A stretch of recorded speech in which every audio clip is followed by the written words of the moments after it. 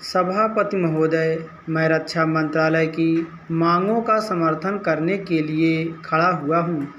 वर्तमान घटनाओं से पता चलता है कि संसार का हर देश अपनी सुरक्षा के बारे में चिंतित है और उसके लिए हर प्रयत्न कर रहा है। इस दृष्टि से अन्य देशों की तरफ हमारे देश में भी रक्षा मंत्रालय का महत्व है। मुझे इस बात की खुशी है कि जहां अन्य मंत्रालयों की उनके पिछले साल के कामों के बारे में काफ़ी आलोचना हुई है, वहां इस मंत्रालय की कम आलोचना हुई है। इससे पता चलता है कि इस मंत्रालय ने पिछले साल अच्छा काम किया है। मोटे तौर पर किसी भी देश की सुरक्षा नीति का यह लक्ष्य होता है कि दूसरे देशों, खास तौर से पड़ोसी देशों के साथ मित्रता के संबंध स्थापित करें और हम एक दूसरे के मामलों में हस्तक्षेप न करें। लेकिन उसके साथ यह भी ज़रूरी होता है कि हम अपने देश की सीमाओं और अखंडता की रक्षा करें। इसलिए हमारे देश का यह कर्तव्य हो जाता है कि हम अपने पड़ोसियों के कार्यों पर पूरी नज़र रखें, क्योंकि आज तक हमारे देश पर जो संकट आए वे हमारे पड़ोसियों से आए हैं। 1965 में पाकिस्तान के साथ जो लड़ाई हुई और उसके बाद ताशकंद में जो समझौता हुआ, वह सिर्फ कागज़ पर ही रहा। पाकिस्तान ने उस पर कोई अमल नहीं किया। इस दृष्टि से बहुत ज़रूरी है कि हम अपने देश की सुरक्षा की हर तरह से व्यवस्था करें। हमारा उद्देश्य दूसरों पर आक्रमण करना नहीं है, लेकिन यदि हम पर कोई आक्रमण करे तो हम में इतनी शक्ति अवश्य होनी चाहिए कि हम उसका डटकर सामना कर सकें। आप जानते हैं कि पिछले दिनों पाकिस्तान को अमेरिका और चीन से काफ़ी मदद मिली है। रक्षा मंत्रालय की रिपोर्ट में भी कहा गया है कि पिछले साल अमेरिका ने पाकिस्तान को 1500 करोड़ रुपए की फौजी सहायता दी है।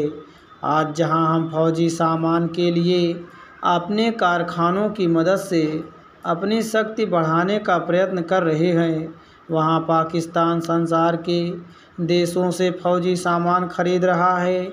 अपनी नीति के कारण वह सब देशों से लाभ उठा रहा है। मेरा सुझाव है कि हमको भी अपनी शक्ति बढ़ाने के लिए संसार के अन्य देशों से अधिक फौजी सामान खरीदना चाहिए। आज तिब्बत की सीमा पर चीन की 1.5 लाख फौज खड़ी है। सभापति महोदय, दिन प्रतिदिन छोटी मोटी झड़पें होती रहती हैं। हमारी फौजें बड़े उत्साह से उनके मुकाबले में खड़ी हैं। उनके हौसले बहुत ऊंचे हैं, लेकिन हमारी सरकार का भी यह कर्तव्य है कि उनके हौसले को कभी गिरने न दें। उन्हें हर तरह की सुविधा प्रदान की जाए जिससे उनका आत्मविश्वास बढ़े। मैं मंत्री महोदय से अनुरोध करूंगा कि सरकार अपनी नीतियों के प्रचार का काम ठीक प्रकार से करे, अपनी फौजों से करे, उनको अच्छे हथियार दे। अनुसूचित जातियों और आदिवासी जातियों के आयुक्त ने जो अपना प्रतिवेदन प्रस्तुत किया है, उस प्रतिवेदन को देखने से यह प्रतीत होता है कि इसको तैयार करने में उन्होंने बहुत परिश्रम से कार्य किया है। इसके लिए मैं उनको और उनके सहयोगियों को धन्यवाद देता हूं। परंतु साथ ही साथ इस प्रतिवेदन के संबंध में कुछ आवश्यक निवेदन भी करना चाहता हूं। पहली बात तो यह है कि इस प्रतिवेदन को देखने से ऐसा प्रतीत होता है कि इन कार्यों के लिए जिस धन का उपयोग होता है वह 3 साधनों से उपलब्ध होता है, केंद्र सरकार द्वारा, राज्य सरकारों द्वारा और कुछ गैर सरकारी संस्थाओं द्वारा।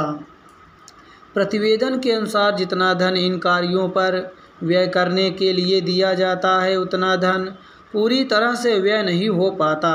मैं यह नहीं कह सकता कि आवश्यकता से अधिक धन दिया जाता है या कार्यकर्ताओं को वह धन प्राप्त ही नहीं होता, जिसके कारण से वह बिना खर्च हुए बच जाता है। मैं तो यह चाहता हूँ कि जितना धन दिया जाता है उसका पूरा उपयोग हो और आयुक्त को यह न कहना पड़े कि इस कार्य के लिए जितने धन की आवश्यकता थी उतना धन नहीं मिल पाया और विवश होकर हमको उस कार्य को बीच में ही रोकना पड़ा।